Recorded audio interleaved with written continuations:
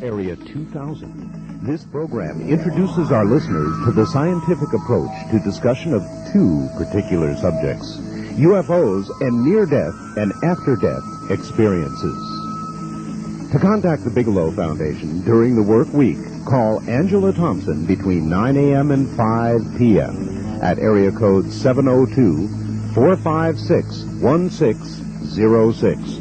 That's Angela Thompson at area code 702-456-1606. And now, Area 2000. On Halloween. Good evening, everybody, and welcome to Area 2000. I'm Art Bell. This week, George Knapp is traveling someplace or another and will not be with us. We'll catch up with George Knapp last week. Of course, we had 2 full hours of George last week. And by the way, that was a very, very popular program. An awful lot of people have called me about that particular program, and we'll have George back on again. But this week he's traveling. However, with a glimpse into another reality, we do have with us, from, I'm guessing, the San Francisco Bay Area this evening, Linda Howe. And so let us begin with Linda, and good evening, Linda. Hi, yes, Art, I am in San Francisco. I have been one of the speakers at a conference here this weekend, and with me is a colleague, Michael Lindemann, who is head of the 2020 group in California, a futurist who is interested in the various trends sociologically, politically, and economically of the future, and one of the subjects that he thinks plays an important role in what may be coming is the implication of the UFO phenomenon. And I thought it would be interesting tonight to discuss with him a question that all of us are provoked by, and that is, why would the government of the United States have a policy of silence about the UFO phenomenon for at least 50 years if the alleged testimonies of people in military and government are true, that we have been essentially covering up crash disks and alien bodies since the 1940s. So I would like to introduce Michael Lindemann, who has a background in theology and in psychology, and who is now working on future trends to discuss this issue of a policy of silence. And here is Michael Lindemann. All right. Thank you, Linda. Hello, this is Michael Lindemann. Michael, good evening. I'm Art Bell, and this is a program called Area 2000. You're with a group called the 2020, was it a foundation? 2020 Group is a private research organization, Art, and basically we're studying forces that shape the future. And that includes a wide variety of forces, but as a futurist over the last 4 years, I've looked a great deal at the UFO controversy and have come to the conclusion that it is perhaps one of the largest and certainly one of the least recognized forces that will impinge upon our future, that is causing the human future to evolve in an unexpected direction. Wow, that's quite a conclusion. No, I'm pretty firm on that. What do you base that on? Well, I base that on a great many things, Art, but if we go back to the question that Linda posed, I think that what we see in the ongoing policy of government secrecy is a premonition that the reality of an alien presence on planet Earth would have profound and largely unpredictable social consequences. I think it's the recognition of that likelihood, which is probably something they've thought about since at least the early 50s, if not earlier than that, that probably provokes the secrecy to this day. And what they're seeing today is that they can no longer contain the secret in the way they used to. The so-called UFO cover-up has actually evolved through several stages, and today we see basically that the containment policy of secrecy is completely breached. It's not working at all anymore. So instead we have a kind of a nuanced quasi-disclosure policy, which is actually very far from telling the truth, but it's a holding action. You might say it's a damage control operation today. Where do you see quasi-disclosure? That was the term you used. Where is there that? In programs like mine? I'm speaking now of the government. Well, no, I don't. Yeah, I don't think your program, I'm sure, is an effort to, to bring forward good, strong information as credibly as possible. Well, yes, but we are part of the disclosure The disclosure apparatus. Absolutely. So one of the things that comes up, and I think it's something that troubles many good, solid ufologists. Linda Howe and I have discussed this. I've discussed it with other colleagues as well, is are we giving comfort to the enemy, in effect? Are we doing what they want us to do anyway? And in a certain sense, we may be. Because in a certain sense, we're creating a kind of a pillow for the general public to fall into. This is very alarming stuff we talk about here. It certainly is. So then when you say quasi-disclosure, what exactly do you mean? Who is disclosing anything officially? Well, it's very difficult to be certain of that, but I consider it a matter of rather considerable curiosity, for example, that after 31 years of dead silence, suddenly a great many Roswell people were willing to talk. I'm not saying there's any conspiracy around that, but it's very interesting to me. No, it is true, and a lot more about Roswell is suddenly coming forward. Right, and then there's the curious disclosure of MJ-12. Now, MJ-12 came out of nowhere. No one has yet claimed responsibility for it, and yet I would say the evidence is piling up that MJ-12 is actually a hoax, but it's a very important hoax, okay? I'm still open to the possibility that it's real, but frankly, it's about a 95% hoax there. And the idea that it would come forward in a way that is extremely difficult to penetrate, that no one would lay claim to it, and that despite the likelihood it's a hoax, it is so carefully constructed that it has all the appearance of a genuine document, that has a signature on it of disinformation, very high level. Someone is trying to perpetrate a conversation in our culture about this material. Someone wants to nuance or spin the public understanding of this information. And I think MJ-12 is a very good example of that. Any other current examples that you'd cite? In other words, the pathway being prepared, that sort of thing? Well, it's unclear, again, where or whether there's a plan. But one thing's for sure, the amount of alien imagery in our culture is skyrocketing.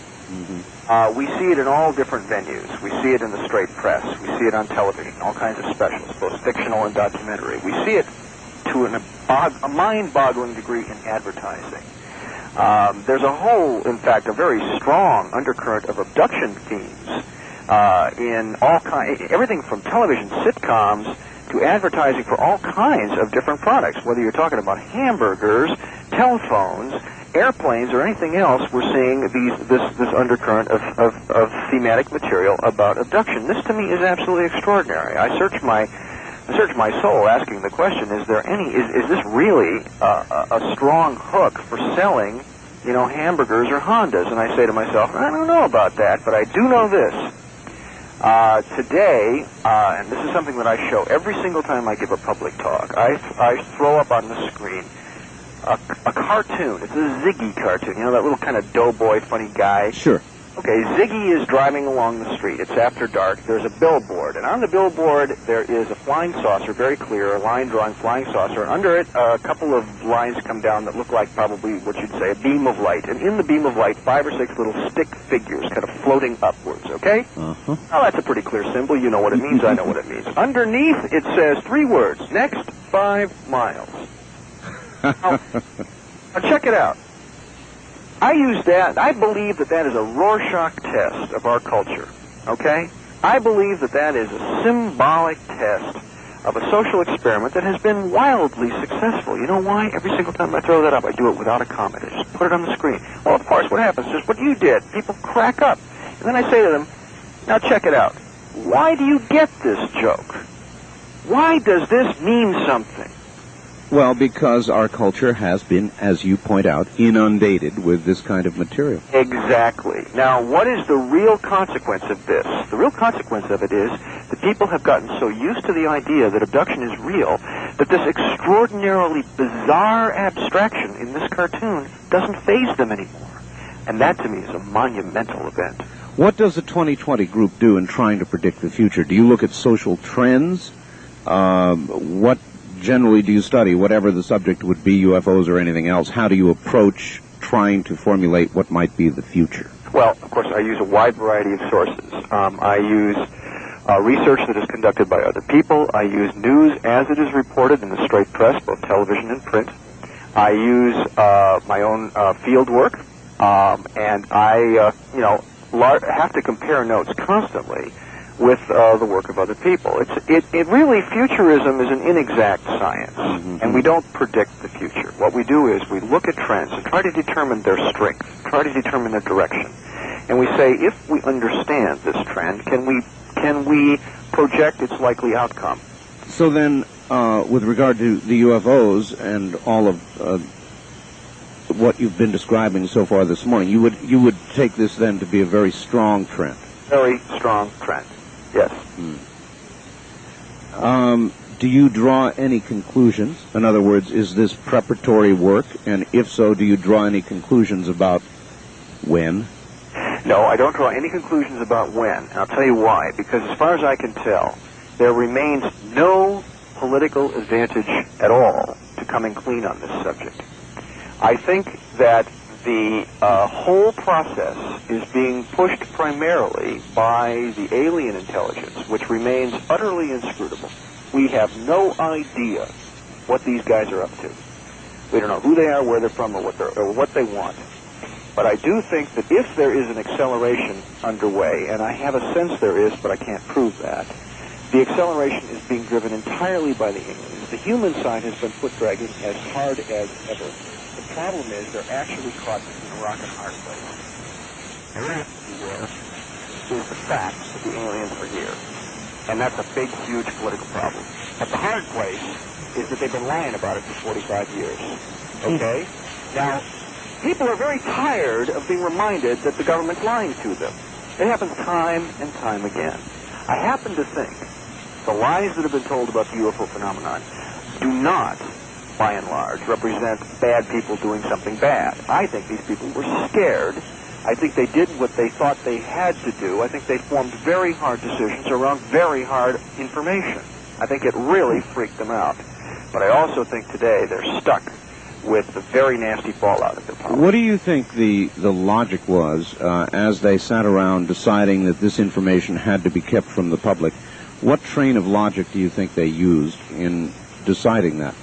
I believe there are at least 5 or 6 different reasons, which all are kind of interlocking. Reason number one certainly was that in 1947, if not sooner, in fact, probably during World War II, when they had the Foo Fighter phenomenon, which was very strong, and then the ghost rockets over Scandinavia and other places right after the war, so especially in 1947, just after we had invented the atomic bomb, we had Joseph Stalin on the scene, we had new technologies such as rocket radar and so forth. I mean, we had entered a new era, and suddenly we got flying saucers literally littering the sky, but also littering the ground outside Roswell, New Mexico, and other places. And suddenly we've got a very real question. Are we being invaded from space? Militarily speaking, that was absolutely the question of the day. Sure. And military was on high alert. So, first of all, okay, here's a problem. Just defeated the worst, character in history. We just invented the atomic bomb. Do we need aliens? Not on your life. And if we've got aliens, is there anything we can do about them? Doesn't look like it. They're flying circles around everything we've got. Who are these guys? Where are they from? What do they want? Those 3 questions still bother us today, but they were really troubling back then. So that's problem number one. We got an invasion. Can't tell the people. What can we tell them? Yep, we're being invaded from space. Can't do a thing about it. Sorry.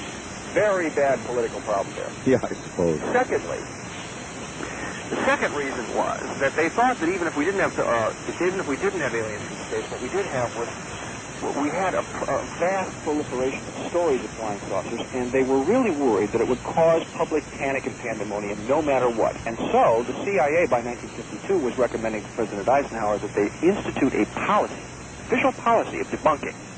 And the reason was not that they thought the aliens were actually a national security risk. In fact, by 1952, they had actually lowered their estimation of the risk involved in the aliens themselves because the aliens were not showing overt hostility. But they did think that public interest in the subject was a terrible problem.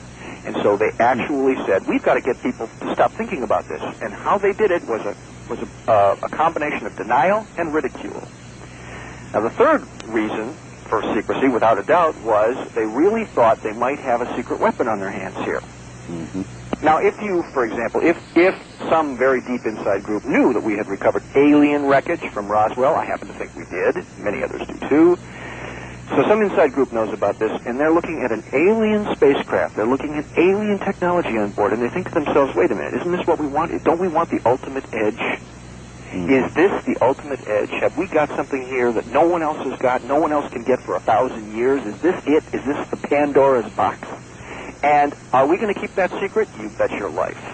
We're going to keep that secret. Sure. So I'm saying that there are a number of reasons. We could trot out a few more, but you get the picture? I do, and I want to talk to you about the public panic aspect of it. Now, with what's been going on in modern society, people like you talking to people like our audience, has the public panic aspect of it, should there be a revelation about all this, has that changed? Would the public still panic?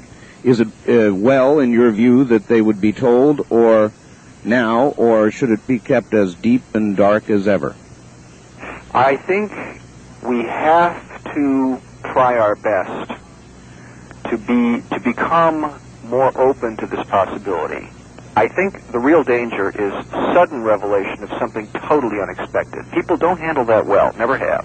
All right, I asked just about every researcher this, and you sound like you'd be a good candidate. If you had incontrovertible evidence that you could go on television and trot out, and suddenly it would all be out in the open, would you do it? It would depend on the nature of the evidence. If the evidence were the kind that had the overt appearance of something extremely hostile or extremely scary, I would have a lot of second thoughts about it. But I would want to move in the direction of revealing it as fast as possible. Knowing that I had the smoking gun in my hands, I would do everything in my power to bring people along fast to where they could actually grasp it at a later date. Now, if it were not very scary, very hostile kind of material, I would say, yes, let's bring it out. I would. And I think that there has been enough change, enough evolution of human awareness that we could probably get away with it. But whenever it happens, it's risky. I don't see any time in the foreseeable future when it wouldn't be risky, but it becomes increasingly untenable to stall for more time. Risky for the American public, risky for the aliens, risky for our government that would be seen to be lying for many years, or risky to all of them? Well, I cannot speak at all for the aliens position, but I can speak to the idea that the government that has tried so hard to keep this under wraps has always perceived grave political risk in saying anything really legitimate about this. I don't think those risks are substantially changed, although I think, as I said, with the containment of the secrecy absolutely breached, there's a lot of effort to bring people along. The risk is that people won't handle it well, or that it will precipitate unpredictable changes. This confronts so many of our basic belief structures. We don't know what alien technology will do to our science. We just don't know. We certainly don't know what revelations of alien activity on this planet are going to do to our religious structures, and I have a feeling it's going to do something pretty horrendous. Not necessarily bad, but in the short run, it's going to look like a lot of cherished belief systems are being assaulted by something, akin to... Well, that would produce violence. Could produce violence. Would produce violence. I'm convinced of it. I speak with people on this program every week and on related subjects on other programs, and I'm telling you right now, if Jesus Christ came back, somebody would fill him full of lead. People wouldn't, or he'd be thrown into an insane asylum. And people just don't handle that kind of thing well, Michael. When you challenge their belief systems, the usual response is anger. I agree with you. I think that right there, you put your finger on the risk, and that is why I say there is no time in the foreseeable future when we're going to be able to eliminate the risk. But we also cannot eliminate the fact that this is happening. And so what I feel we have to do is bring people along as fast as we can with the strongest, most credible, most balanced material we can find, and bring them along to where it will not be a huge surprise. Because sooner or later, this is going to be in our face. We don't have a choice about that. We're only stalling for time right now. Well, my guest this morning, following you, Michael, is Don Berliner, who wrote Crash at Corona. So it should be an opportunity to look into what seemed to begin it all and is cited today as the best evidence, I suppose, that we're being visited. By the way, do you agree with that, with all the new information coming out about the crash in New Mexico. Is that about the best evidence? Oh, whenever I give a talk, I tell my audiences that I feel it is basically fundamentally important that they pick up one or another of the major Roswell books, and there have been several good ones lately, including the one that Don and Stan Friedman wrote, and just learn the basic chronology. It is the most important single case we have. I think it's also important to recognize that it's not the only case, that there are many, many other strong corroborating cases. But Roswell sets the tone in so many ways because it has so many quality witnesses. It has all of the features, all of the claims for the basic UFO phenomena are there. The technology, the recovery, the bodies, the witnesses, and the cover-up, all in one huge, beautifully packaged picture. And if we had no other case but that case, we would have enough to build something pretty strong. Fascinating. And fascinating getting all this from your perspective as somebody who looks at trends and toward the future. And you see all of this increasing toward what, Michael? Toward a revelation eventually? And how do you picture it coming? Will somebody come out, will the President of the United States trot out with a big primetime evening news address and tell the American people the truth suddenly, or how do you think it might occur? Well, as I think I've already tried to intimate, I don't really think there's any political advantage in just trotting out the truth. I think that remains. Well, the government usually trots out the truth when they have to. In other words, when somebody else is about to reveal something or it's going to break in the Washington Post or who knows what, they try to get out ahead of it. Well, indeed, and I think that, as I say, in some instances, with MJ-12 as a striking example, they have been trotting out pieces of quasi-truth. The problem is this is a very complicated subject at best. It's highly ambiguous. They can trot out a lot of stuff that ain't true, but that looks pretty interesting. And it's going to be difficult for anyone to know precisely when they're hearing the truth. Well, that's it. Short of, say, the President announcing something, Don, I've thought about this many times. If you consider the Kennedy assassination, right, which has a million theories, just like the UFO business does, if Don Berliner or anybody else came out with yet another, you would purport it to be the truth, and you would have a film, and you would have trajectories showing how the bullet went and all the rest of it, it would be, Don, when all was said and done, still just one more theory thrown onto the pile. And even if it were the absolute truth, it would be lost in the shuffle. It could be lost in the shuffle, that is correct. Obviously, if it came from the lips of the President or the Secretary of Defense or somebody like that, different it would bring all kinds of additional weight. But I think what we have right now is a growing national conversation, which I don't know, your show as an example, and alongside your show, literally hundreds, maybe thousands of other venues that are cropping up around the country, mostly in local markets, that are bringing out this material. We've got more credible research being put out in print and in television work than ever before, by far. And so what we see here is a sort of a building momentum of information which helps the entire situation along. I think I have a personal concern that people need to be brought into this gently, because none of us handle this kind of surprise very well. You've made that point yourself, and you're absolutely right. So again, we can't just pitch it to them and expect them to take it lying down. It's not going to happen that way. But bringing them along is very important. All right, Don, we're woefully short on time here, running over, but you would make a really good guest, and I would like to suggest to Angela Thompson that she contact you at the from the foundation and perhaps think of you as a guest. You'd make a good full evening guest. Well, thank you very much. I'd be very happy to do that. All right, Michael, we've got to scoot, and you may want to put Linda on one more time, but please, let's follow up on that. I'd like to have you as a guest. All right, I will see to it that we get that information to you. And here's Linda. All right, thank you, Michael. Linda. Right. Hi, Linda. Boy, he'd make a great guest. Well, I think so too. I've always thought that. Michael and I have had long and complex discussions for the last 4 years on a lot of these issues. And next Sunday, I believe, I'm on the docket for you to lob questions to me about some of these facts and eyewitnesses. that are global and are supporting the, at least circumstantial evidence that something else is involved with our planet.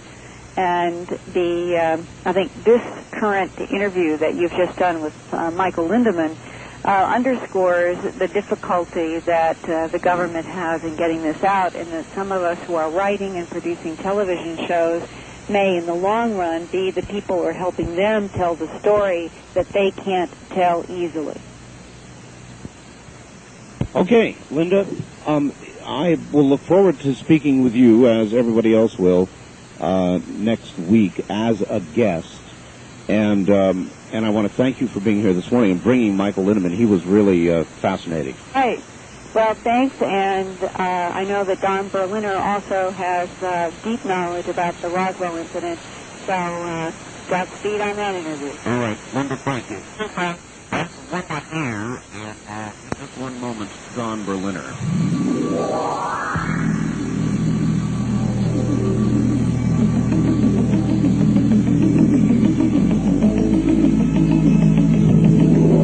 From Jackie Gone's Plaza downtown, this is KDWN Las Vegas. Good evening, everybody. You're listening to Area 2000. I'm Art Bell. And now Don Berliner, a staff writer for the National Investigations Committee on Aerial Phenomena. Between 1965 and 8, a member of the Executive Committee and National Board of the Fund for UFO Research since 1987. He wrote, or co-wrote, I guess, or wrote, Crash at Corona, published by Paragon House in 1992. He is a full-time, self-employed aviation and science writer since 1969, with 20 books, hundreds of magazine articles published on American and European aviation history, supporting aviation, space, and science.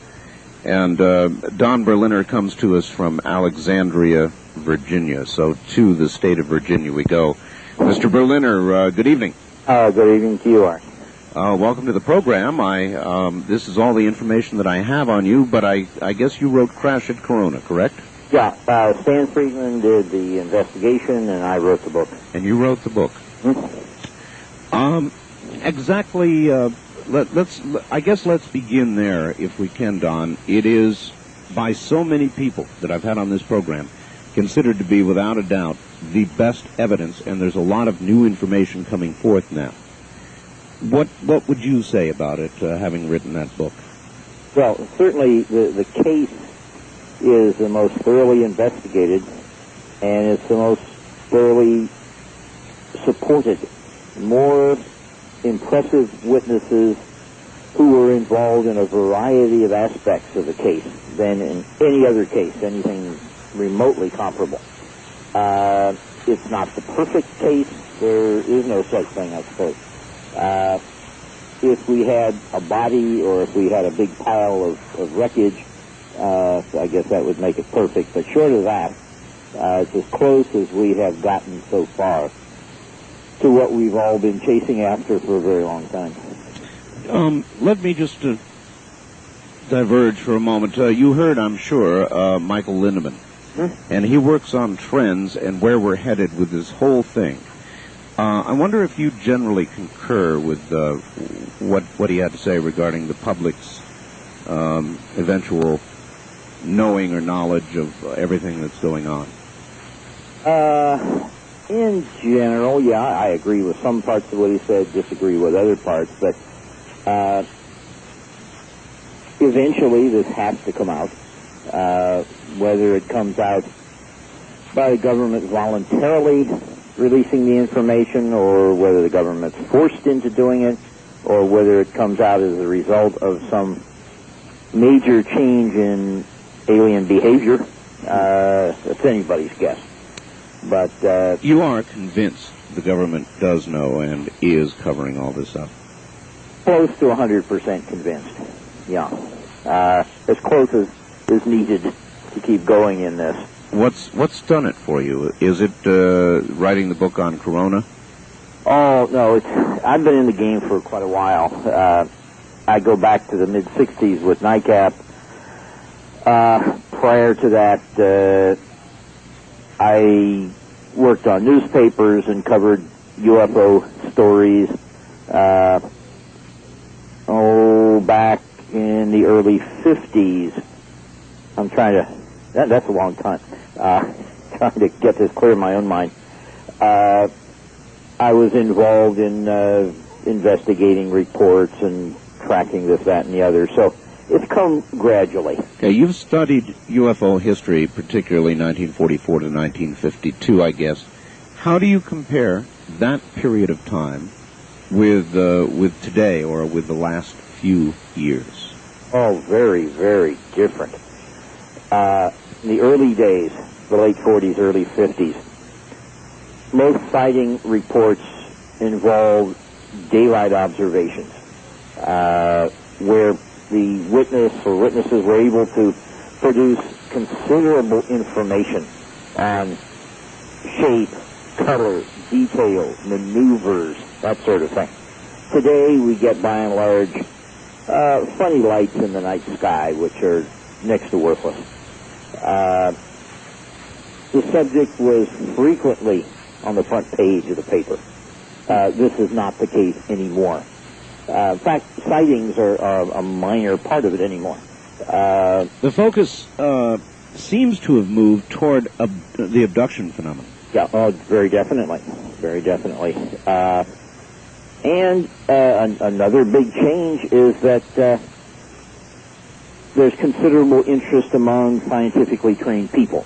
In the case of abductions, interest in the mental health community, psychologists, psychiatrists, etc.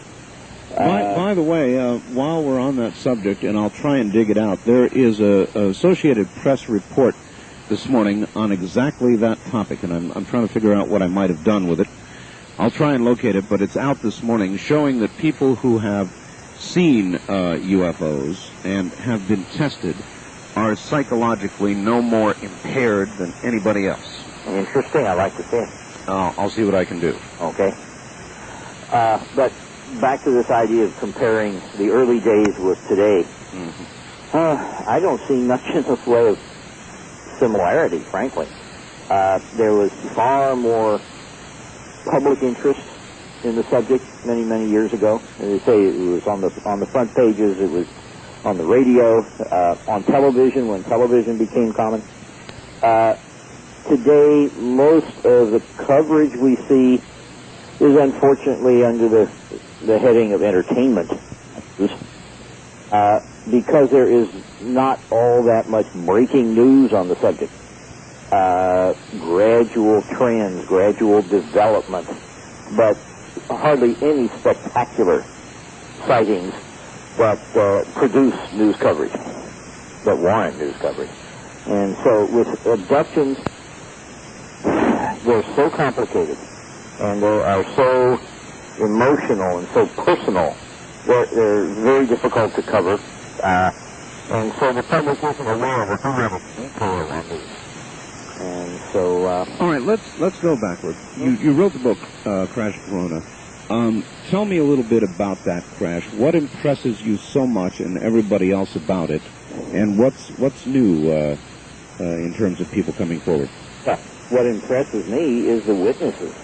After all, this is how you have in the great majority of UFO incidents, whether they're conventional sightings or crashes and retrievals or whatever. Neither you nor I was there when it happened, so all we have is the testimony of people who claim to have been there and seen something very unusual. In the case of the crash near Corona, New Mexico in '47, it's the number of witnesses, the caliber of those witnesses, the behavior of the witnesses. All right, how many were there? Witnesses? Yes. Oh, boy, I don't... over a dozen first-hand witnesses, and more than that many second-hand witnesses. I've heard claims of hundreds, 400, 500, 600. I don't believe anything of the sort. And you don't need that many. We've had that many witnesses to UFO sightings, and it really didn't make a whole lot of difference. How much did the witnesses actually see? When we say witnesses, are we talking about people who saw the crash itself, saw the pieces on the ground, saw the alien bodies that some people have talked about? What kind of witness testimony are we talking about? We're talking about people who saw and handled wreckage and can describe it in detail. We're talking about people who say they were involved in, as GIs, in crating it up, loading it on military aircraft, being members of crews that flew this stuff out from Roswell Army Airfield, including pilots of the transport airplanes. People who were involved in the cover-up, people who claim to have seen the remains at other bases. What's about every aspect of it? That's a rate of testimony. Well, that's why you can write a book about it. You know, speculating a little magazine article. There never has been since Roswell an incident of similar seriousness, has there? There have been a lot of rumors. Len Stringfield from Cincinnati, Ohio, is the keeper of the archives of that sort of thing, and he's got dozens of reports from people who talk about other crashes. However, with the exception of the crash near Pittsburgh, Pennsylvania in 1965, I'm not aware that any of the others has been investigated to any great extent or has been substantiated. They remain very interesting rumors. It's quite possible that if people put the same kind of effort into one of those additional cases that we put into the New Mexico business, it would rate right up there with it, but it hasn't been done to my knowledge. And so this particular thing in 1947 pretty much stands alone in its detail and believability and strangeness. All right, how much of that story of Roswell do you buy? For example, do you buy the fact that there were bodies? Yeah, we've gotten testimony from enough people who claim to have seen them, who describe them the same way, and who had reason to be where they were. The whole thing seems perfectly logical. I accept these stories. I wouldn't shoot myself if they were proven wrong, but by and large, I find them acceptable. Yeah. All right. Do you have any idea where those bodies are? Certainly they've been preserved one way or the other. Where are they? Haven't the faintest idea.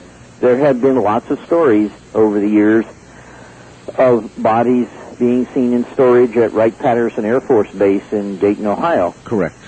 But that doesn't mean they're still there, assuming they were there. It shouldn't be all that difficult to move them at night.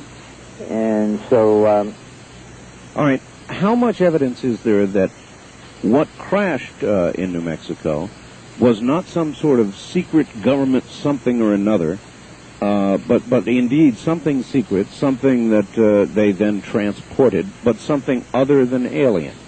Well, you have to look at the possibilities, and that's very important. You can't just accept this because it's so darn colorful and exciting.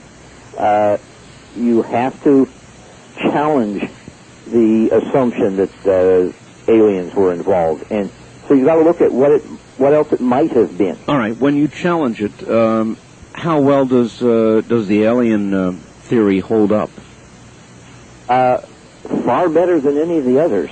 In other words, if you just start picking away at the details that I'm sure even you chronicled in Crash at Corona, and start picking away, how many things can you dismiss from a debunker's point of view? Complicated question. The alternative explanations that I'm aware of concern balloons, airplanes, and rockets. None of these things was made of materials that remotely resemble that people said was found on the sheep ranch near Corona. Not a slight difference, a great difference. Plus, and there was always a possibility that some advanced aircraft or weapon of some sort was made of some new type of material, but it also would have included conventional materials and parts, rivets, bolts, nuts, screws, whatever. Right. Nothing of the sort has ever been reported among the wreckage that was found. All right. I have also heard rumors, Don, that there is existing in private hands pieces of wreckage. Have you heard that? Oh, sure. I'd be surprised if that weren't the case. We keep trying to follow up on leads, and as yet have gotten nowhere, but there are lots of stories. And let's face it, it fits in with human nature. If I had been one of the GIs assigned to help clean up the sheep ranch after the crash, I certainly would have tried to pocket something. If I had been clever enough, I might have gotten away with it. And that would be somewhere today. We've heard from a number of people who have reasonable stories about seeing scraps of material long after the crash.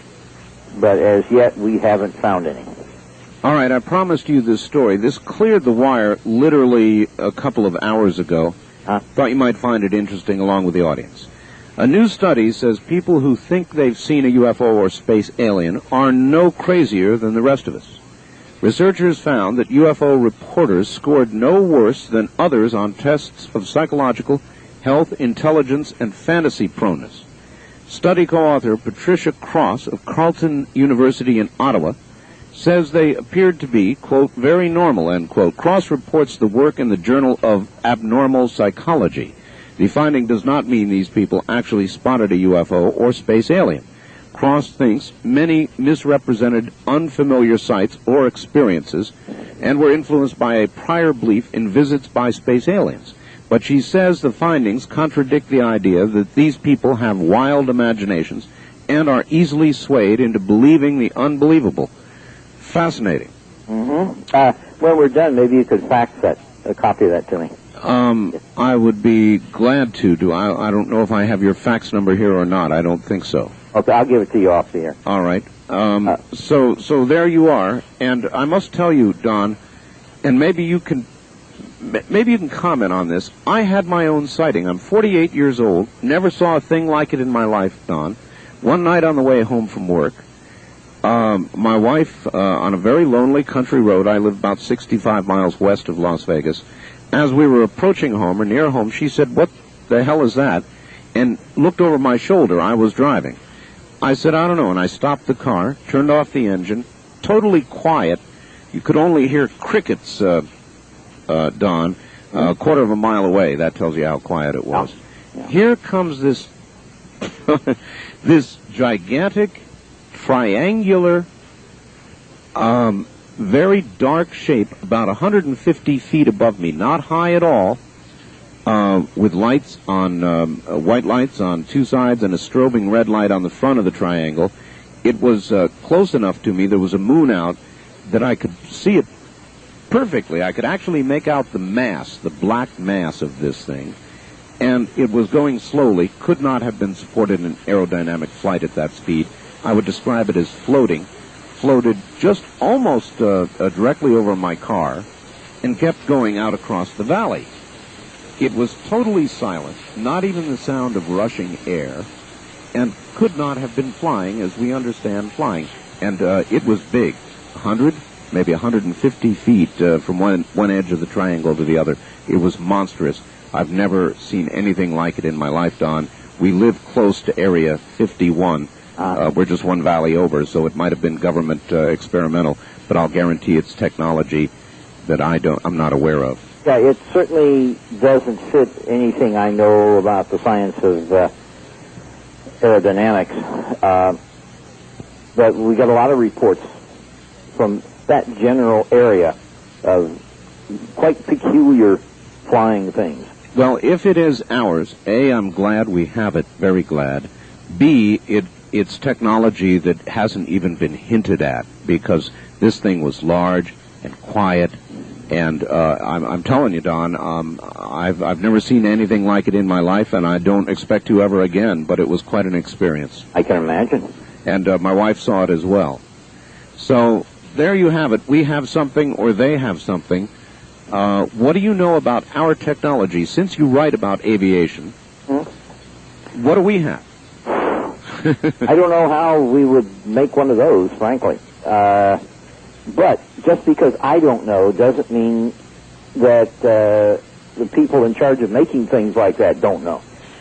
After all, the most advanced airplanes that are generally known to the public are Lockheed's SR-71 Blackbird spy plane, which has been retired, right, and is 28-year-old technology, and Lockheed's stealth fighter,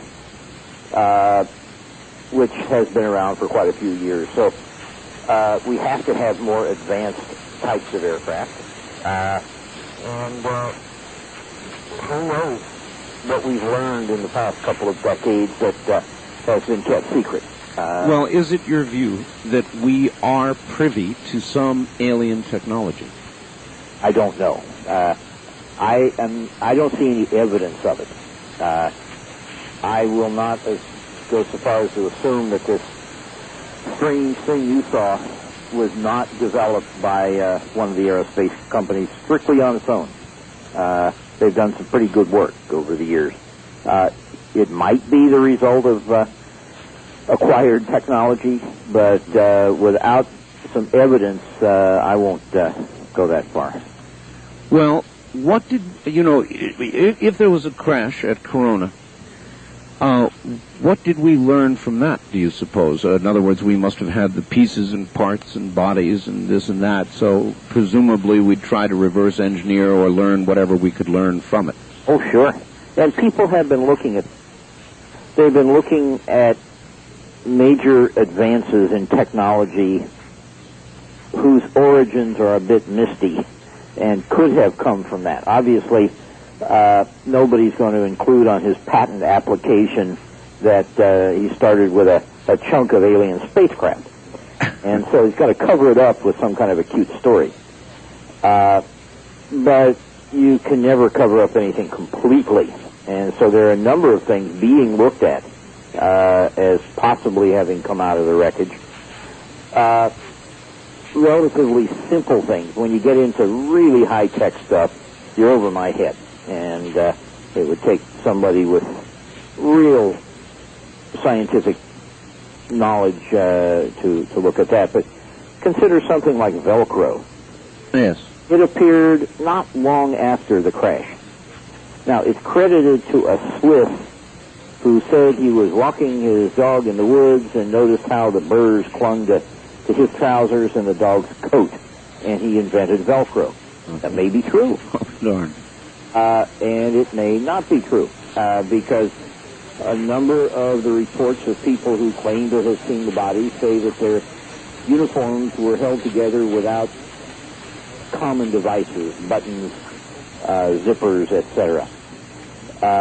It's a possibility that deserves to be looked at, and it is being looked at.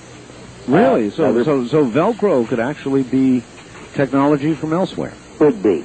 Not saying it is. I don't want the listeners... I understand. I never considered that. I don't know where the patent payments would go, but maybe the aliens have bank accounts there. Anyway, another possibility is the transistor. Oh, yes. Certainly the transistor marked a change in our whole science, in our whole future, and has allowed almost all of the advances since. Oh, we'd still be playing around with radios having vacuum tubes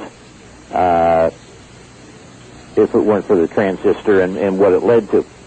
And there is reason to be suspicious of the development of the transistor. Why? Semiconductor technology, why? According to a history of Bell Labs, and that's where the transistor supposedly was invented, it appeared rather suddenly. I've seen a reference in one Encyclopedia of Science, I forget the exact name of it, where they said the transistor didn't say it was invented at Bell Labs, they said it was discovered. Well, you discover something that's already in existence.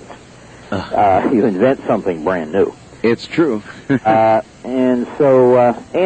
it, again, like Velcro, it emerged shortly after the crash. I believe in December 1947, which is just a few months after the Corona crash. So, it is true. Intriguing. No proof, and not very solid evidence for that matter, but enough, I think, to warrant investigation. Was and this is, I guess, a technical question, you may not be able to answer it, but it's a good one.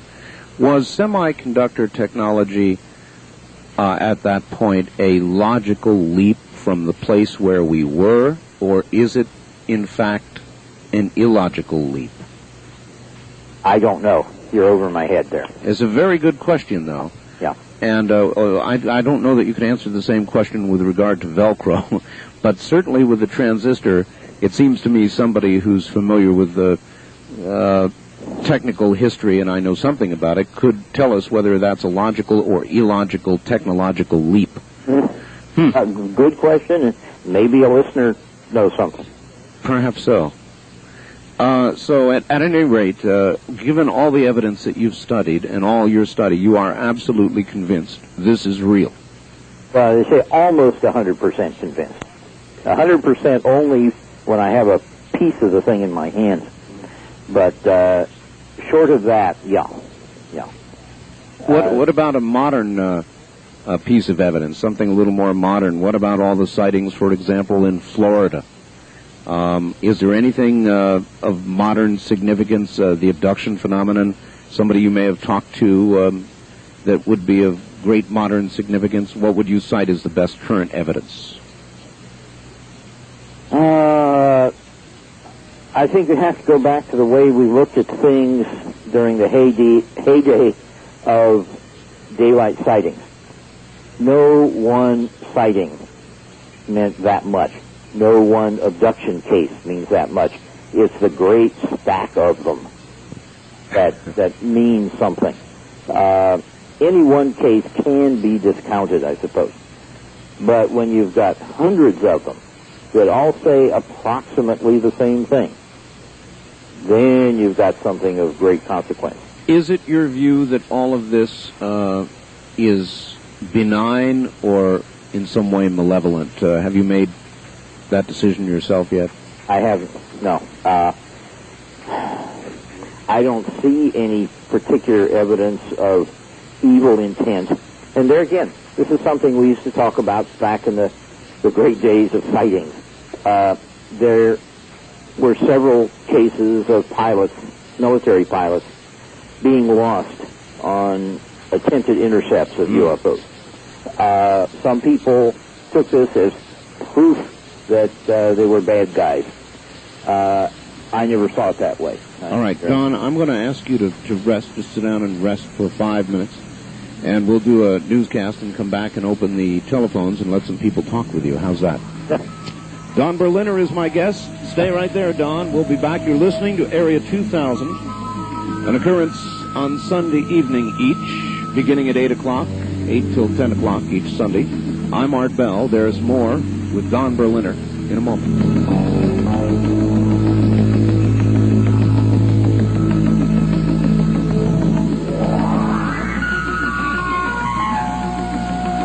Jackie Gons Plaza downtown. This is KDWN Las Vegas.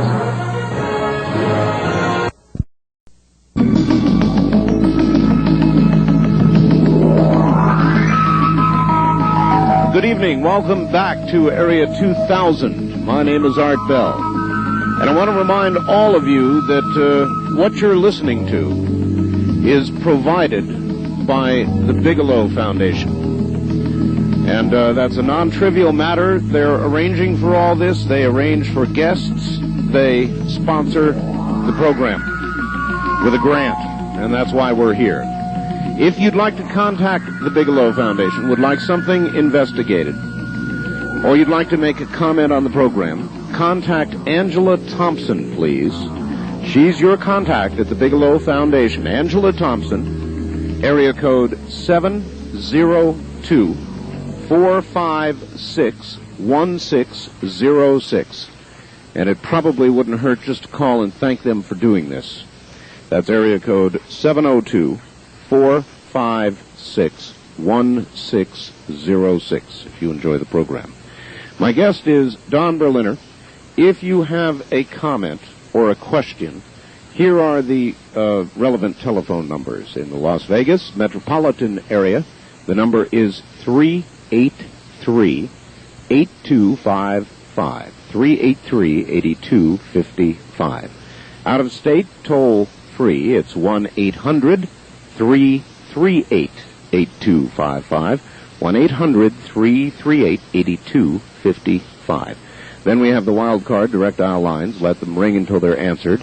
Area code 702-385-7214. 7214. And finally, if you have never called at all, the first-time caller line at area code 702-385-7213. 7213. Back to our guest now, Don Berliner. Don, are you still there? I am. Are you ready for your public? I guess so. One quick question first, Don. You've written Crash at Corona.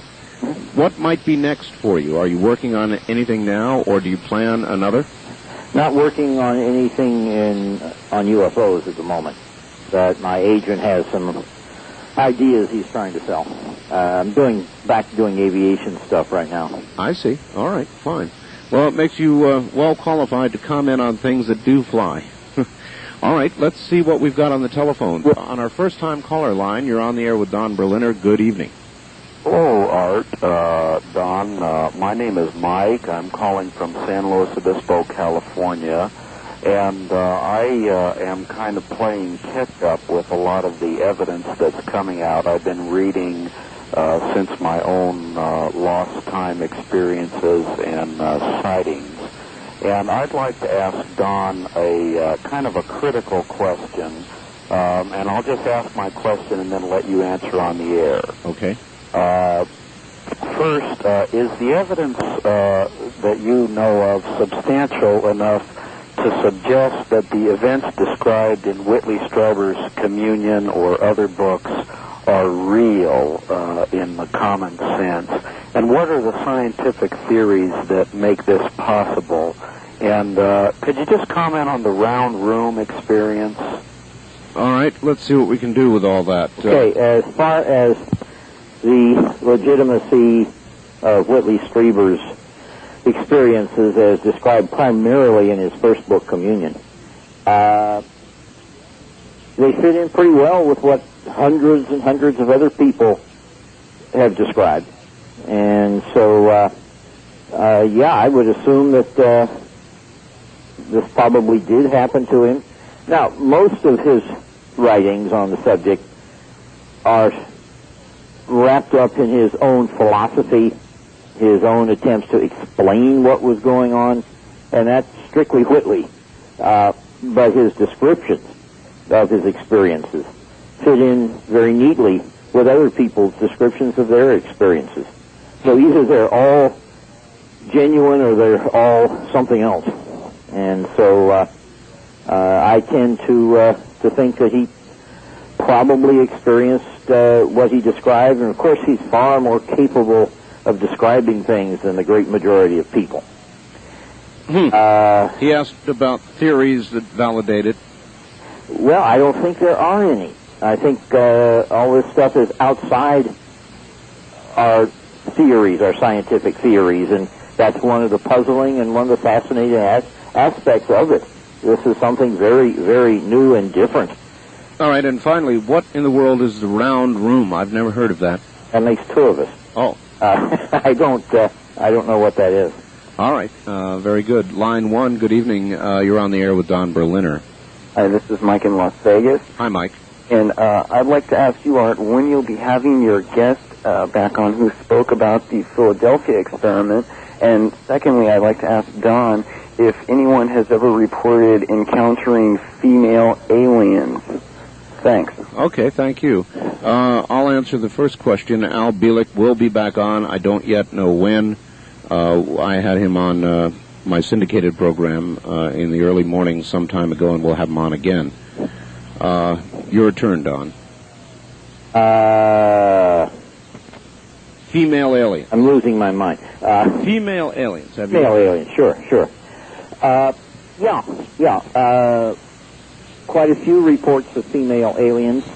Some of the reports indicate that the witness didn't know why he or she considered them female, but was convinced they were female. But in some cases they were female-shaped. Other cases, it wasn't clear why they seemed to be female. But that certainly is part of it. Would it be your view, Don, that there are aliens on Earth now? Some people suggest that. I've never seen any. You mean this idea that they're living among us? And that's right. Like us? That's right. Mm-hmm. How in the world do you tell? I mean, I've had some odd neighbors. But, if they were clever enough, we would never be aware of it. And so I think it's a very tough question to deal with. I assume that they are continuing their abduction activities, which means there are probably a number of groups of them landed in various farmers' fields around the country right now. But as far as aliens who look exactly like people, you've right there, you've eliminated any mechanism for detecting them. That's a very good point. Well, good evening. It would have been good evening. Let's see. Good evening. You're on the air with Don Berliner in Las Vegas. Where are you, please? I'm calling from Oceanside, California. Oceanside, yes, sir. Hi, Mr. Berliner. Hi, Art. For the most part, whenever I hear people talking about things dealing with aliens and visits from outer space, it's always, when will the government release the information, or how is the government going to do it, and things like that. How about the possibility of an alien spacecraft just plain coming out of the sky and exposing themselves to the some great population center? Coming down at, say, the White House, something like that? Or anywhere. Instead of always waiting for the government to reveal some knowledge about spacecraft. Well, since we don't have any way of encouraging aliens to do that, and it's obviously very much up to them, we just got to sit back and wait for something to happen. Well, it sort of sounds when, for the most part, people seem to think that the government is controlling alien access to Earth. No, I think that people feel the government is controlling access to government-held information. But I don't think the government has a whole lot of control over the aliens. Yeah. I don't see evidence of it. So what do you think of the possibility of, say, instead of relying on the government, what do you think of the possibility of a spacecraft one day? All right, caller, it's a good question. Let me rephrase it for Don, and listen on the air, please. Don, let's try it from this point of view. What do you think might happen if an alien spacecraft actually did come down and just hang above a city where it was obvious, nobody could deny it, everybody covered it, CNN rushed over, there it is, an alien spacecraft? How do you think that our society, the world, would react? Oh, boy. By asking that question, you're giving me far more credit than I deserve. I think some people would insist that it wasn't happening. I think some people would panic. And I think other people would find it a very interesting event. And if it did not appear to be directly threatening to them probably wouldn't bother the majority of people. People become blasé pretty quickly. Well, they do, but I think that story would run for a while. Actually, Don, it would be, I suppose, the story of all time, wouldn't it? Well, it depends. If the whole story were that this huge craft hovered over Los Angeles for an hour and let itself be televised, etc., and then flew away, then the implications wouldn't be all that great. However, it landed on second base during the third game of the World Series, and a bunch of hideous-looking creatures got out. We've got a problem. Well, unless people thought they were playing for the Phillies. But it could be very, very frightening. And so it all depends on what happens, not the mere fact that something significant happens. And so the reaction could range all the way from near boredom after the first few minutes to utter terror. Utter terror. Mm-hmm. All right. Line 2, good evening. You're on the air with Don Berliner. Don, yeah. The alien tunneling in the Earth, do you know or do you have anything? Oh, that is a good question. Yes, a lot of people have talked, Don, about alien tunneling and that there are mazes of tunnels that run underground, in some cases from one state to another. What have you heard about that? Nothing that impressed me. I'd like to see some evidence of it. You know, there are lots of theories, but any theory that isn't backed up by something doesn't carry a whole lot of weight. And so I don't know who these theories come from and if there is anything to support the theories. Yep. I'm not aware of anything. Right, and everybody always wants to know where is all the dirt gone that was taken from these tunnels and all the rest of it. So that's not one of the things you give a lot of credence to. No, not at all. All right. Wildcard line 3, you're on the air with Don Berliner in Las Vegas. Where are you calling from, please? I'm calling from Lake Tahoe. Lake Tahoe, all right. Yes. And I have an interesting story about sighted aircraft. My great-great-grandfather lived in Healdsburg, California, and he sighted an airship in 1897, and they didn't know what to really call it or how to explain it. And he was afraid to report it to the authorities or newspaper because he was afraid he'd be accused of inventing the machine. And it emitted a very bright light, such as an arc lamp. And it was sighted in San Francisco around the Cow Palace and up and down the west coast, the Pacific coast. And when was this, actually? Can you tell 1897. And it was reported, I don't have it with me right now. It's in my home in Yuba City. I'm Nancy from Yuba City. Remember, Art? Yes, Nancy, the worst place in the whole U.S. to live. Yuba City is what they say. Anyway, it was sighted at night. I don't know that it was a balloon. I don't know why people would be flying a hot air balloon at night. It was in the newspaper, the Healdsburg Tribune, and I think it was around November and December, those months that they sighted it, and they explained that it preambulated through the sky. It's really... Don, what, all right, let me take it from there, Nancy. Thank you. Don, what about UFO studies prior to the mid-40s? As you go on back, incidents like the one that she just described or others, is there a lot of history prior to the mid-40s? Oh, sure.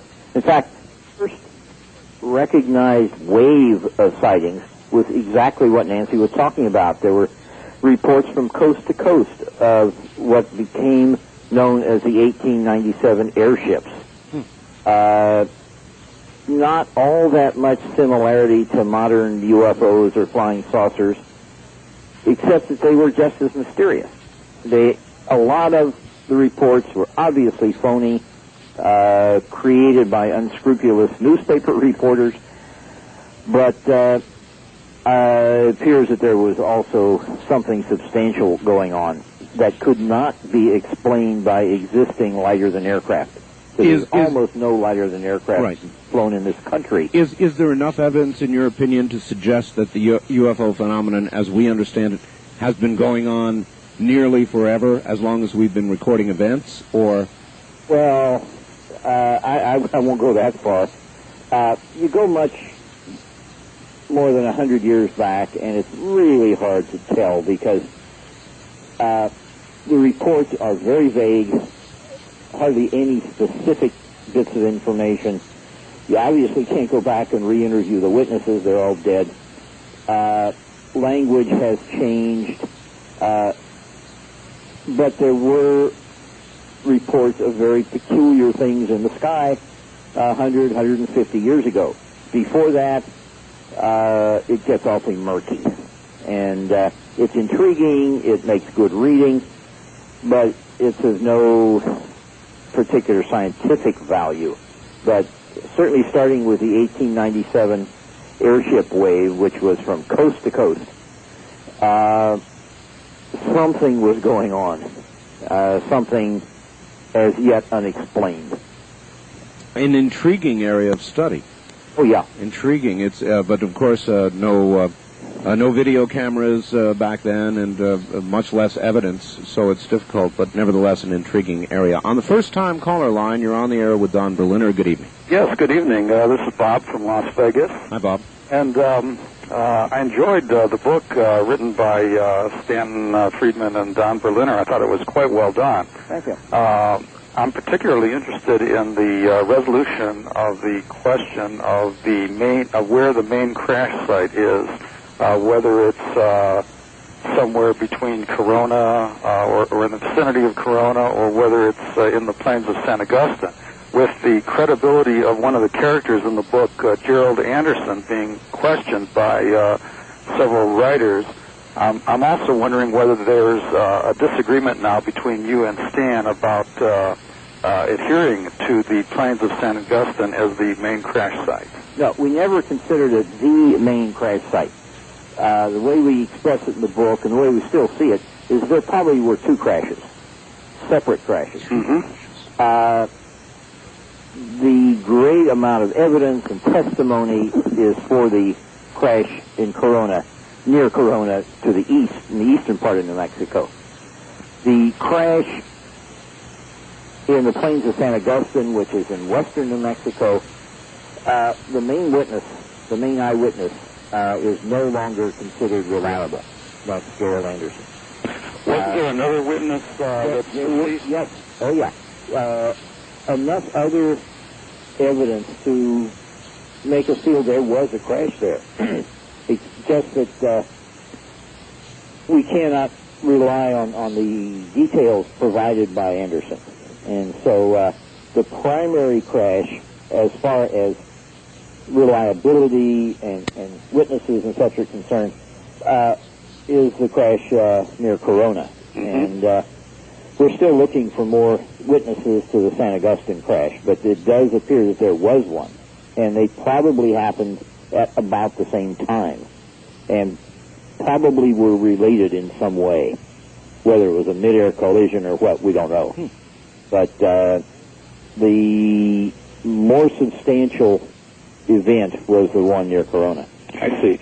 Were you able to come to any satisfactory conclusion about how or why Mr. Anderson may have given false information, if in fact he did? No, you never pin those things down, unfortunately. It's not that we think that none of his information is good, but because of his subsequent behavior, we just can't rely on it. I don't know whether the audience is familiar with that. You may wish to comment on that. Well, Gerald Anderson claimed to have been with a group of relatives when they stumbled across an intact craft and 3 bodies and 1 live one about 150 miles west of the crash site near Corona at about the same time, early July of 47. And he went into great detail describing the bodies and the behavior of the live one and the craft and the damage to it and what it looked like in the damaged area, and on and on and on, and how when the military arrived and what they did. And he may well have been there, but he has done and said some things that bother us. And so I have written a special preface to the paperback edition, which may or may not be published now, in which we state this clearly, that we unfortunately can't rely on him anymore. And that's life. This does happen. You never can pin down a single witness. You can never prove that a witness is telling the truth. And so you have to go on your best instincts, and in this case, we were wrong. Well, thank you very much. I appreciate it. Thank you, caller. Don, if I were in the disinformation business, or I wanted to quiet all this down, I think what I would do is I would create a very believable UFO incident, something that really seemed solid, and then a little time later, I think I would prove that it was a complete fraud, and most of the public, in their minds anyway, would suddenly go, yeah, see, nothing to it really. I mean, it would really be a service to the disinformation folks. Yeah, but it could also be very difficult to prove that it was a fraud. This is certainly the case with the main MJ-12 document, the Eisenhower briefing paper. No one has ever proven that it's a hoax, even though a lot of people assume this. But what is your view? That it's almost certainly genuine. It may have been jimmied up. There may have been some cutting and pasting involved. It's certainly incomplete, but either it's genuine or it is so close to the real thing that you could hardly tell the two of them apart, because it makes sense. It fits what reasonably would have been done. And there's no way to prove, at this stage of the game at least, that it's genuine, because the few people who would know are not going to talk. And so far, no one's proven that it's a hoax. All right. Wildcard line 3, you're on the air with Don Berliner in Las Vegas. Hi. Yeah, hi. I'm going to take this answer off the air.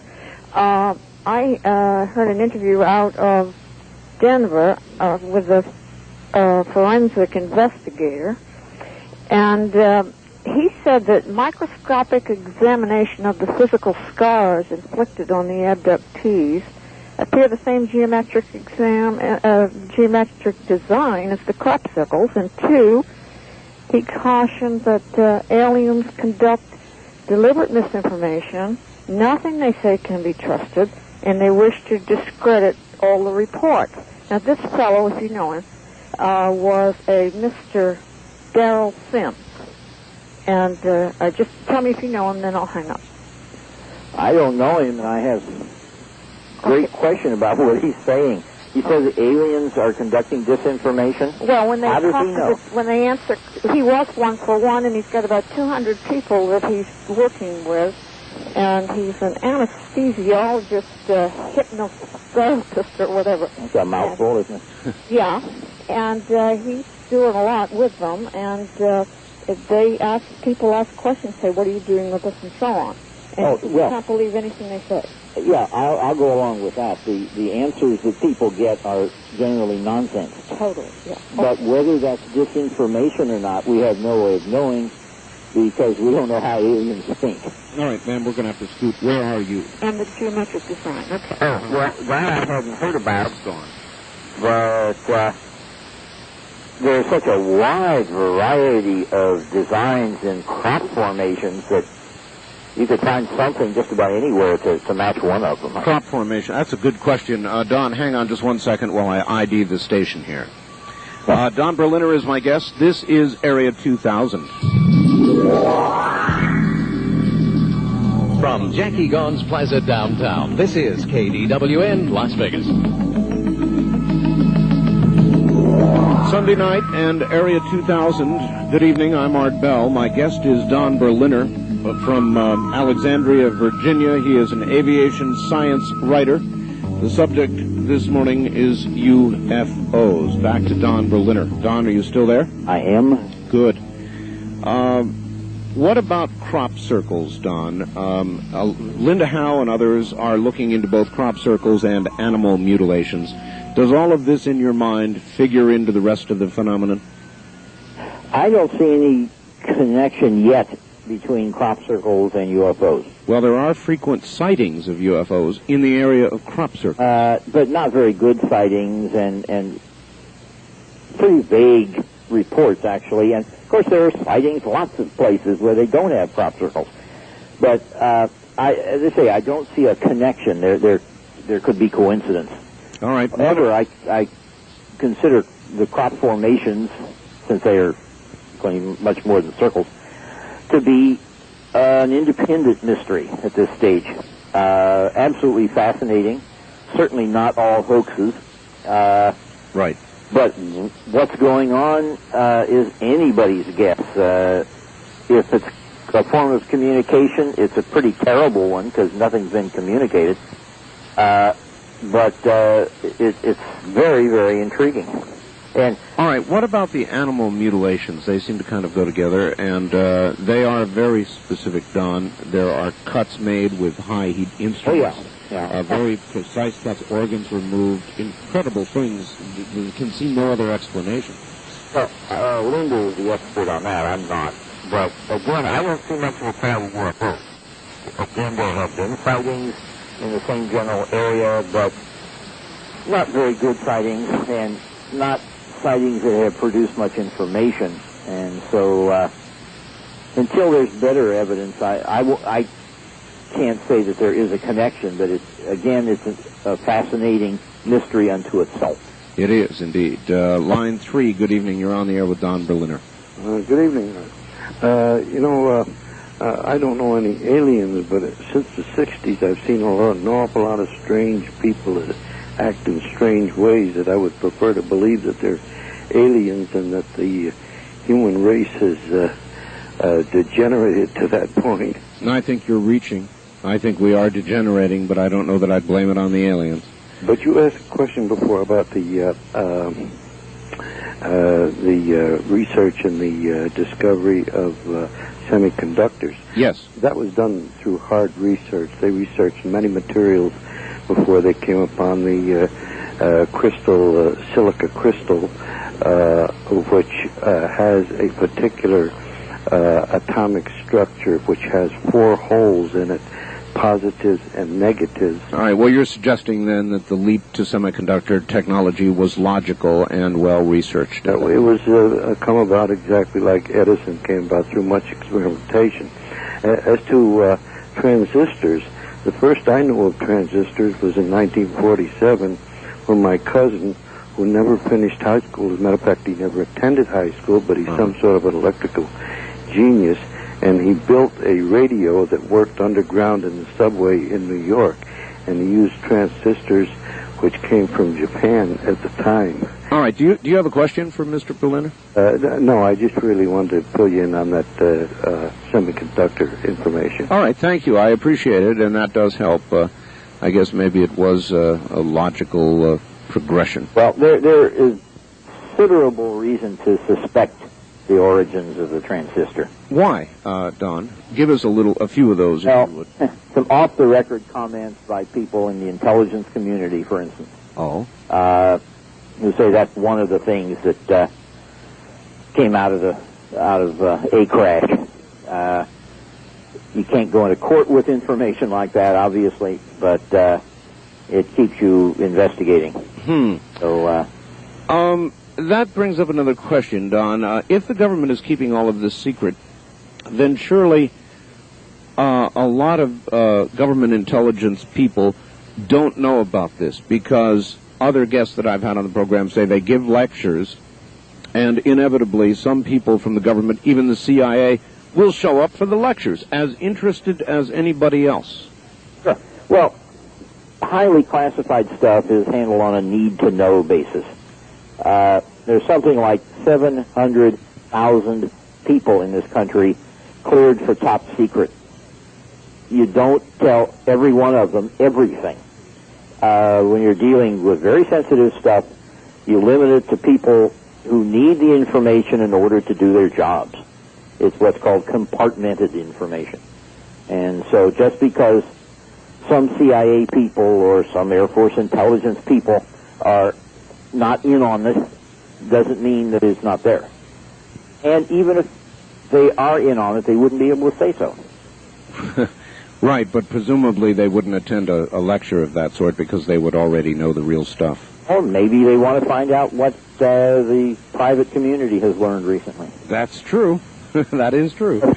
Good evening on the first-time caller line. You're on the air in Las Vegas with Don Berliner. Good evening, Art. Good evening, Don. Hi. Where are you, sir? I'm right here in Las Vegas. All right. I have a series of 2 questions here. My first question has 2 parts. And in contact with aliens, whether it be through direct contact in a civilized or peaceful manner, could they possibly be considered our friends? And the second part of that question, in contact with aliens in a traumatic or frightening experience, such as an abduction or a possible biological testing, could they be considered our enemies? And the second question, do all supposed aliens, in all documented cases, or reported cases for that matter, look like the traditional big head, big eyes, human-like body, or are there other types that are out there? All right, those are a couple of good questions. On the matter of their being friends or enemies, they seem to control contact or meetings or communication. And the feeling that abductees come away with is that they're neither friends nor enemies. They treat humans like laboratory animals. They have no apparent feeling toward them one way or the other. They're using them for something and sending them back where they came from. So I don't know that you could call them friends or enemies. As far as the types, the most common type is the little big-headed gray fellers, but there are other types described frequently.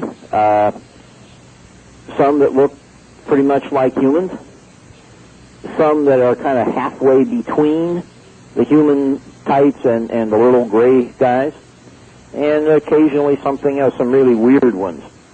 So what this means, we don't know. They could all come from the same place. They could come from different places.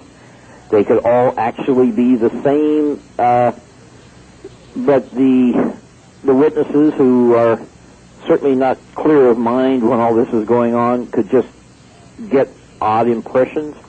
We're dealing with fuzzy information, unfortunately. Okay, let's see, where to? Here, I guess. Good evening. You're on the air with Don Berliner. Where are you calling from, please? Mount Shasta. Mount Shasta. California? Yes. It's a mighty high place. It's not as grand as that face on Mars. What could you say about that, sir? All right, thank you. The face on Mars, Mr. Berliner, a lot of talk about that. The NASA space probe, as you know, lost. A lot of people suspicious. What do you have to say? Well, the pictures that were sent back years ago are certainly interesting. Not to NASA, though. They seem to want to try to avoid investigating it further. Well, I think they're afraid of being laughed at, just like most UFO witnesses and most abductees. They're afraid of negative public reaction. And, of course, we don't really know what's going on in closed-door meetings at NASA. But as I say, the initial photographs were very intriguing. It's quite unfortunate that the Mars Observer quit working. Unfortunate, so then you do attribute it to a technical malfunction? I have no reason not to, and certainly this sort of thing has happened before. In fact, it's becoming frighteningly common right now. I don't know whether NASA is making a plea for more funding, or they're showing the effects of less funding than perhaps they should have gotten. But until I have some reason to think that there's some monkey business going on, I'm not going to jump to that conclusion. All right. Wildcard line 3, good evening. You're on the air with Don Berliner. Yes, sir. How you doing? Fine. Where are you, sir? Here in Las Vegas. All right, go ahead. I had two questions. In the world, there's only two places, or actually two cultures, that created pyramids, the Egyptians and the Aztec Indians out of Mexico. How about Steve Wynn? Oh, Steve Wynn now. Or rather, the Luxor guy. Yeah, the Luxor guy, right, I'm sorry. And, well, my question would be, supposedly it's been reported that inside the pyramids, especially in Egypt, that there are paintings on the walls, or many paintings on the walls, of alien spacecraft, little guys coming out and supposedly communicating with the Egyptians. And my question, I guess, would be, at the time that the Egyptians were supposedly the most technologically advanced culture on the Earth at that time, and I guess I kind of wonder, did that possibly, if that happened, play a part in our traditional technology that we have today? All right, thank you. The ancient astronauts, I guess. Yeah. Well, again, some very interesting information, some questions that need to be answered, but I think there's been far too great a tendency to jump to conclusions. The works of Eric von Däniken exposed a lot of information, but unfortunately were analyzed by the author in a highly unscientific way, and so the questions remain. I don't know anything about paintings inside the pyramids of Egypt. That's something new to me. But there are ancient wall paintings and caves and that sort of thing that can be interpreted as spacecraft and aliens and whatnot. We have in this area, Don, an area called the Valley of Fire, which I've been to, and there are some drawings on the side of some rock canyon areas there that really do look like, I mean, we're talking about stick people here with what appear to be helmets and all the rest of it. And if you were to press to say what they were, it's a man in a helmet. Oh, yeah, there are a lot of things like that look very much like they could have been ancient man's interpretation of some strange things he'd seen. But how do you check it out? That's the problem. It sure is. No way to get additional information. And there is insufficient information contained in these paintings. And so we're stuck. Until somebody comes up with something new. All right. Line 3, you're on the air in Las Vegas with Don Berliner. Good evening. Hi, I'm in Las Vegas. Yes, sir. In Revelation, it says that whenever the false prophet and the Antichrist get together, that they cause fire to flame down from heaven. And by this means they'll deceive many.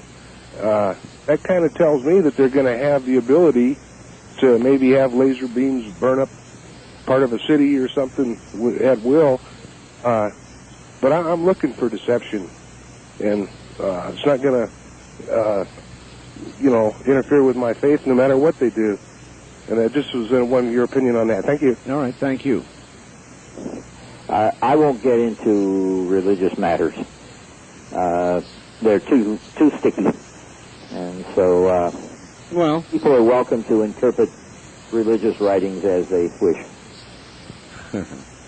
Don, would it be your view? A lot of people suggest that the aliens, in effect, are our creators. Would you lean toward that view? No, it's certainly a possibility. But again, where's the evidence of it? They don't look all that much like us. And there are general similarities, yeah. Well, a body, 2 arms, 2 legs, yeah, a head exactly. on top. Exactly. But there are some major differences, certainly. And so it's an intriguing possibility. A lot of people suggest the aliens are here for some sort of genetic renewal or experiment or something, that we can, in effect, do something for them or have something they need. Well, certainly the stories we get from abductees point to great interest on the part of the aliens in the human reproductive process, but interpreting this is pretty tough. We don't know why they're doing it. We don't know if the reasons they give are the truth, because we've seen enough evidence of them giving ridiculous explanations and obviously incorrect explanations for things. You are to be applauded for not leaping with so many of the rest to conclusions about all this, Don. And well, I'll tell you, we've done that. In my 3 or 4 years working full-time for NICAP back in the 60s, I saw an awful lot of people lose their effectiveness by jumping to conclusions and then losing sight of the difference between theory and fact. Precisely. Wild Card Line 3, good evening. You're on the air with Don Berliner. Yes, this is Leota from Tempe, Arizona. Tempe, Arizona. Hi there. Hi. This is mainly a sort of a confirmation for the sighting that you saw. A group called the Center for the Study of Extraterrestrials went down to Mexico the first part of February this year. And they were out in the desert about 11:45. They saw this light. They signaled it, and it came closer. And it was your triangle. My triangle. Uh-huh. Don, it's a strange thing. I had never heard. To me, they were always saucers or oblong or cigar-shaped, and I'd never heard of a triangle. And then I saw a triangle, and I've received nothing but reports of triangle sightings ever since. It's incredible. Well, a lot of the UFOs seen in Russia a couple of years ago and chased by then Soviet Air Force fighters were described as triangular. So it's not that rare, but over the years they haven't been common. It's like buying a new car and then seeing others just like it everywhere. Everybody bought the same thing. Same phenomenon, yes. Anything else, ma'am? Ma'am, anything else? No, I just wanted you to know you're not alone. This thing was 300 feet across. Oh, boy. And when it turned, this straight part, the triangle part, there was a bank of lights that went on. Huh. All right, thanks for the report. Bye-bye. Right, bye. There's another report. They're constant, Don. Oh, yeah. These reports just keep coming. And as you have suggested, the number of reports, even if you dismiss some percentage of them, is very strong evidence when taken in total. Yeah, and especially when you face up to the fact that the great majority of sightings are never reported. We're just getting a few percent of the total. I would imagine that percent is slowly rising as acceptance of it all seems greater. Wouldn't you imagine? I don't know that acceptance is any greater. Gallup polls over the years have shown roughly about the same percentage of acceptance. But I think people are simply afraid of ridicule. And whether there is ridicule there or not doesn't matter. If they're afraid of it, that's what counts.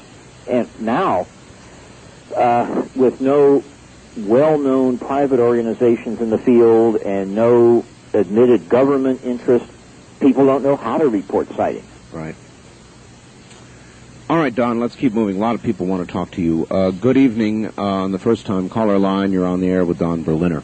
Hey, good evening, Don and Art. Hi, you're hard to hear, sir, so you have to... I said, good evening, Don and Art. Yes, good evening. You're a little hard to hear, but go ahead. Okay, what my question is, what do you believe is the method of attaching equipment or joining material on these ships, since there are no nuts or bolts? That's one question. It's a good one, too. And I said, the other one is, what does the government do when they have a new design of an aircraft? The first thing they do along with it. You should know that. You're an aircraft man. And if you can't answer that, I'll tell you what it is. Okay. Pardon? As far as joining parts together, I have no idea. The descriptions I've gotten from people who say they handled wreckage suggest that it would be very difficult for us to try to make anything out of that kind of material. No way to drill holes in it, to put rivets through it. Maybe there's some way to chemically bond it. I don't know. But I've never heard anything about how parts were joined together. Don, I don't want to hold any other callers up, but I'll give you a hint. Yeah. How about optically? I don't know how that would work. It works. Good. The other thing is, the other question I had is on if the government builds a new aircraft, what happens? They build a simulator alongside of it, right? Frequently. Okay. No, most any time when they build a new aircraft. The other item is that why aren't you investigators checking in on investigators at the simulator company? I think nobody will pay for it before. That's it. All right, thank you very much. Don, is that how you classify yourself, by the way? Are you an investigator? Not primarily. I'm a writer and reporter. I've done some investigating, but I say in the case of the book, Stan Friedman did a great bulk of the investigating, and no, I would not describe myself that way. All right. Let's see. Line 3, good evening. You're on the air with Don Berliner. Yes, good evening, Art. Hello. Good evening. I just have two questions, and it's hard to answer it. First of all, I think, just very briefly, I think this is from Vegas, Las Vegas, obviously, North Las Vegas. But anyway, I think that the UFOs are real, and I think we have been genetically sort of inbred maybe thousands of years ago, and I don't think we would be so speeded up in our technology. That's my thought for there. But I want to ask two questions, and I'll let you answer that on the air. One, we haven't gone back to the moon. They tell us it's too expensive. Now, I've asked this before, but I don't know. We have a big rock out there, and I was wondering, number one, are there some bases, maybe, or some type of alien activity on the moon? And number two, for years, people who have seen a UFO, supposedly, they have a blackout, naturally, like they see a light, and then they don't remember an hour or two. They're put under hypnosis, policemen, people that don't have maybe emotional instability, and then they have seen definitely something being examined, and ugly-looking humanoid type of people, and maybe it's shock, but there's so much similarities. I'd like to know what you think of that and the moon question, and let's keep up space research. Thank you. All right, thank you for the call. Okay, as far as the moon is concerned, NASA's having enough trouble getting money for its existing programs. Mm-hmm. They have plans to go back to the moon. They have plans for permanent installations on the moon to do research. But the big problem is the cost right now. And so Congress is not in the mood for funding elaborate scientific efforts. They killed the superconducting super collider the other day. And so I don't think there's anything more than economic problems to blame there. As far as other bases on the moon, I am not aware of any evidence of this. The second question was what? I didn't write it down. Let's see, I guess it was just I heard the question about science. I may have missed the last question myself, Don. I'm sorry. Both getting old. Yeah, we're getting old, that's for sure. Good evening. On the first-time caller line, you're on the air with Don Berliner. Okay, I have two quick questions, and I'll listen on the radio. All right. One, are you the author of the Bermuda Triangle book? I am not. Is that different runner, I guess? No. That's Berlitz. Oh, I'm sorry. Okay, I screwed that one up altogether. Okay, second question. We're all getting old. Yeah, I'm sorry.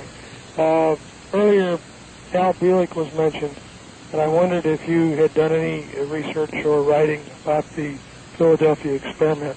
I just understood that you said you're not really a researcher, but I wondered what you knew about that. I've never looked into it because I have enough to do just keeping track of all this UFO stuff. Okay, well, I'm sorry about that other question. Oh, no problem. No problem. Thank you very much for the call. Line 1, you're on the air with Don Berliner. Good evening. Hi, Art. How you doing? Fine. It's been a question that I've been saving for you, and now I'm going to let it loose. We live very close to Groom Lake, and it's where you live, it's close to the test site. And if you look out tonight, when you're off your show, look out, and there's a ring around the moon, and those clouds are up pretty high. And there's a beam of light from the Lexer. And also, you must also think that the best way to hide something is in plain sight. I have been mulling this over, that the light from that Luxor, that whatever candle power it is, I know it's enormous. A signal, sir? Yes. What's a Luxor? The Luxor is probably the largest pyramid outside of Egypt, or maybe the largest period that's just been built here in Las Vegas. It is a new hotel casino. It's pretty odd, Don. I'll tell you. But I'll tell you, Art, there's a light that comes right out of the very top of it, Don. A brilliant light that goes right up to the clouds. Can you see that in Pahrump, Art? Well, barely. Yes, you can see it depending on the conditions. Right. So you think they're hiding something in plain sight? I think so. All right. Well, Don can obviously not have a comment on that. What do you think, Art? Mine is, who the hell knows? You're just like me, but come on, who knows, huh? That's it. Thank you. So that echoes your comments, Don. Who knows about these things? We're very short on time. Good evening. You're on the air with Don Berliner in Las Vegas. Where are you calling from, please? Hello there. No, you're not. They missed it. Line 2, you're on the air with Don Berliner. Good evening. Oh. Hello. Oh. Yes, you're on the air, sir. I'm trying to investigate something concerning the caverns in the Grand Canyon that were written about by Smithsonian and the Phoenix Gazette. Had you ever heard of anything connected to the Egyptians with that? All right, we're way out of time here, Don. And way out of our territory. Yeah. So, obviously, then, no comments. I don't know anything about it. All right, Don, it has been a very good interview, and I enjoy your caution on all of these things, and I share it. Is there anything you'd like to tell everybody out there? Do you have any for example, do you want to be contacted by anybody for any reason?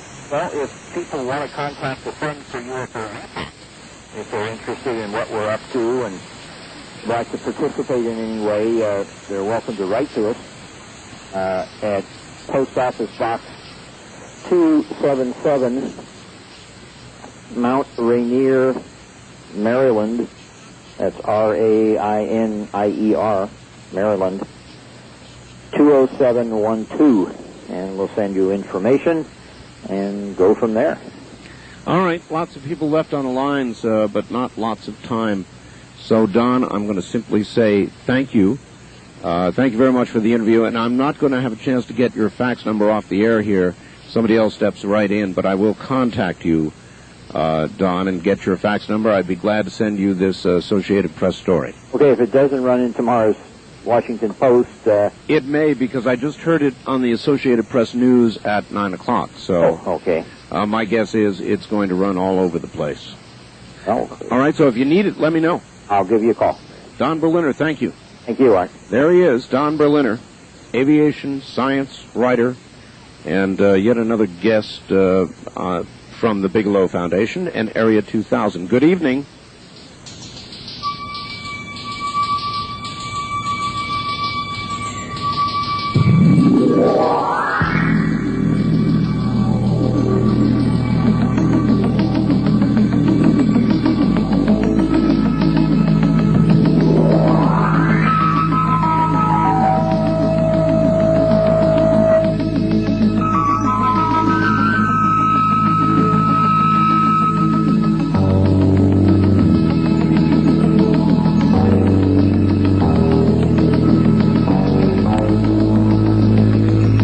The preceding program was sponsored by the Bigelow Foundation.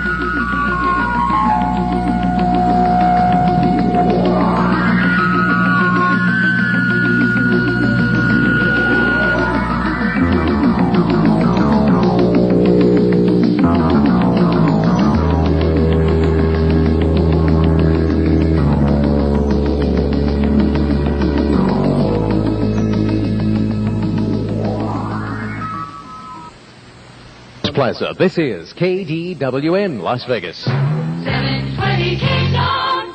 The following